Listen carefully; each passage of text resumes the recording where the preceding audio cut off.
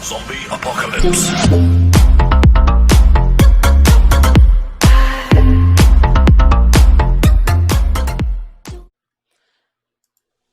Hello and welcome to UNMETA, where we are going to build a deck around less popular champion and pretty much try to climb rank with it.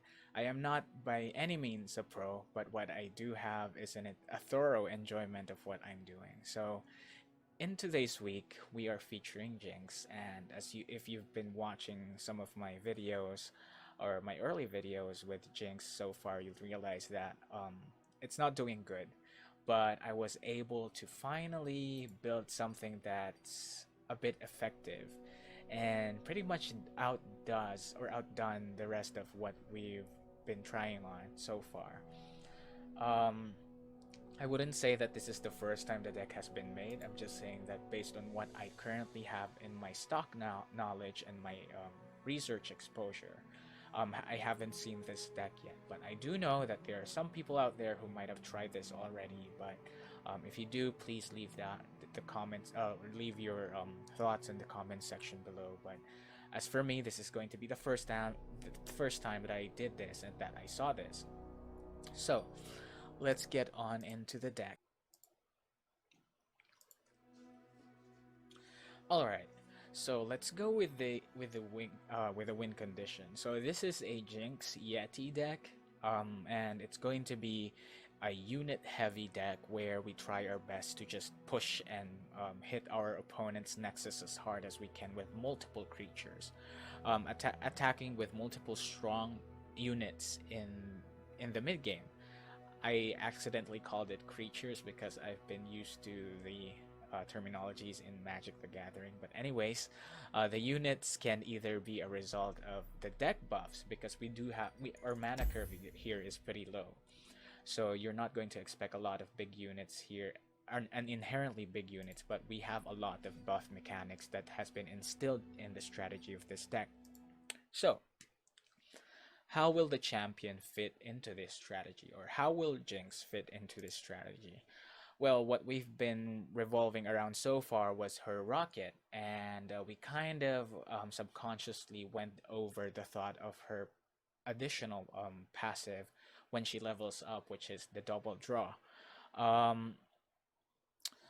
Since we're playing a unit-heavy strategy, we're bound to encounter exhaustion when an opponent is capable of removing out our units, or the board that we tried so hard to build.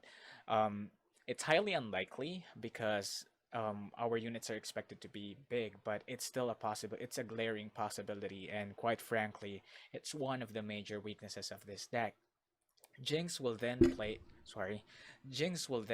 a pivotal role in when we reach that point of exhaustion, and she's going to give us the momentum we need by letting us draw as many cards as we can, or as a lot of cards, or rather give us consistent card advantage when we're already exhausted or expended of the resources we have in our hand. She will enhance our comeback potential when everything has been destroyed, or when the opponent was able to resist our offenses. A good thing about this is that when that time comes and you have Jinx, she will enter the field safely, because it's highly successful. It's a highly successful summoning, because you'll expect that the opponent has already placed out or has already expended all the removals he has, so Jinx will probably most of the time be safe when she drops, and she will automatically level. Excuse me. But if she does get faced with the removal and she's the only one in our hands, then there's a high chance, or a secure chance, or an inevitability that we will lose that match. So on another note, Jinx could also become an enabler in mid-game, but it's a bit risky because we're trying to push forward in terms of having our hand discarded early on in the game. But there's a possibility that we could do that since we have a lot of cheap units, but I'm not sure about the outcome, because so far how I've been playing her in practice matches is like how you play a mid-game or a mid-range deck, which is you just try to build and hold on in the early game.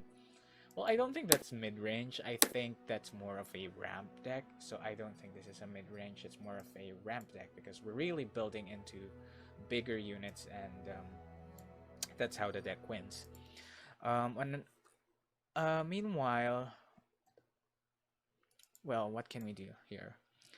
So yeah, since we have multiple cards that are modifying the deck consistently, or specifically adding cards into the deck, there's a possibility of, or there is going to be disruption in terms of how you will draw the cards.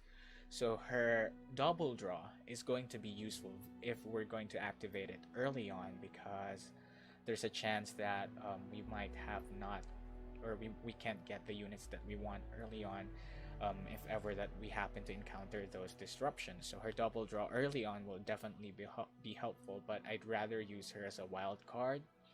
But you can adjust if you're up against a control deck, then, or someone who has inevitability as their winning strategy, then you might want to rush.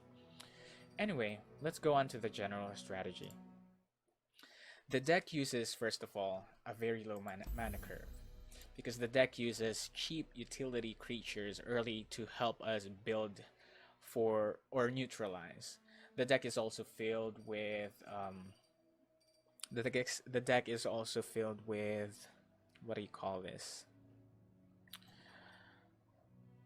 Oh yeah, draw engine on top of JINX. So meanwhile, our threats, we have our Yeti Suite, which is going to be enabled by Yeti, Yearling, and Avarosan Trapper.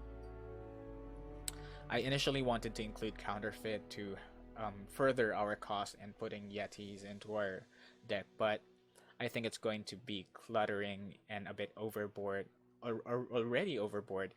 Overall, all the units we have, because all the units we have, even the cheaper one, is bound to become a threat or threatening due to the amount of buffs and this deck provides.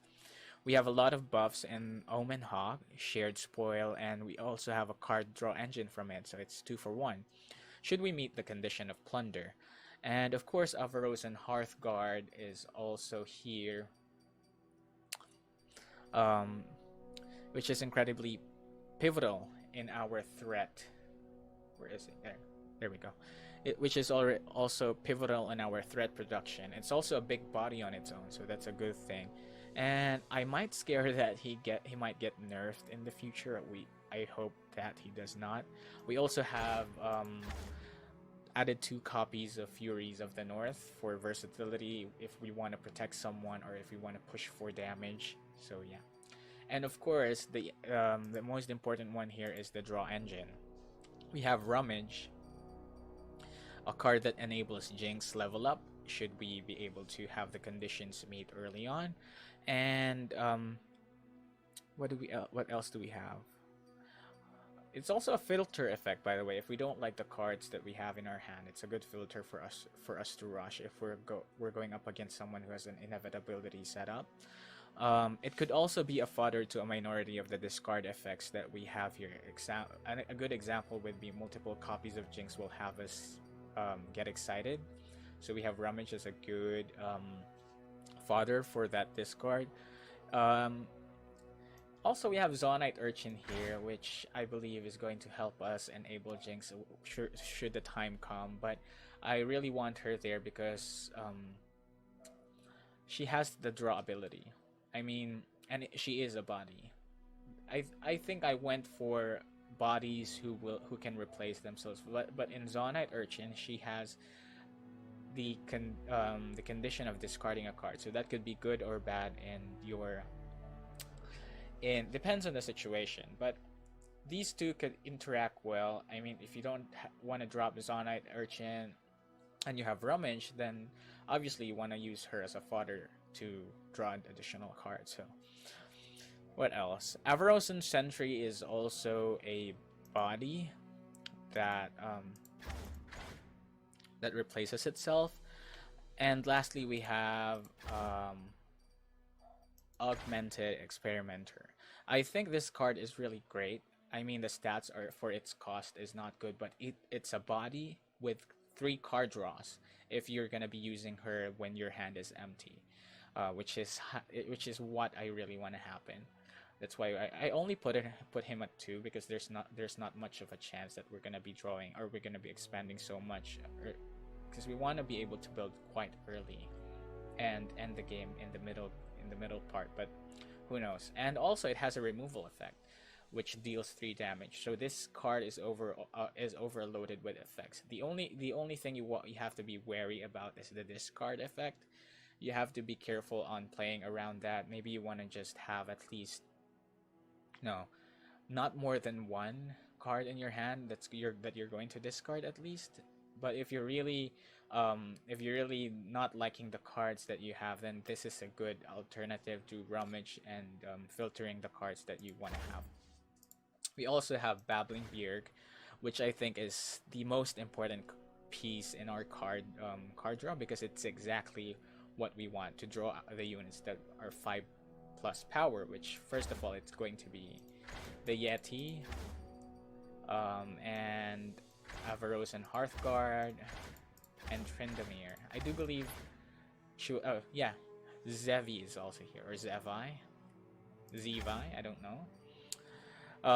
Lastly, we have added a few removal effects here in the form of Thermogenic Beam and Mystic Shot. Mystic Shot acting as a secondary reach as well, if ever the opponent or the opportunity presents itself where we can lethally end the game with, or lethally end the opponent with Mystic Shots, then let it be. We do have a soft form of control here, Iceveil Archer. Should we be unable to completely neutralize a threat that's bigger than our own, we have him to at least stall for the round. What else? I forgot to mention the Zevi or Zevi, or however you want to call him or her. Sorry.